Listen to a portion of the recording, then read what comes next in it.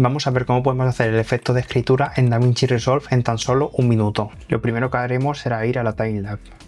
Iremos a efectos, buscaremos títulos y seleccionaremos texto plus. Una vez elegido el texto pondremos lo que queremos escribir.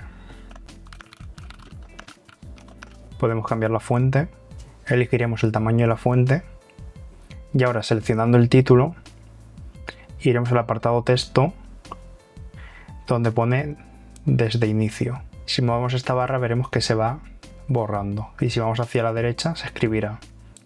Así que lo que haremos es irnos al principio, marcaremos un keyframe apretando aquí, nos moveremos hacia adelante, en este caso yo voy a hacer que dure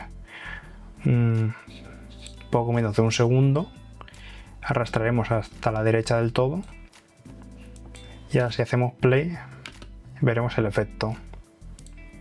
Además, si queréis que quede más realista podemos añadir un efecto de teclado, en este caso un sonido de teclado, y como veis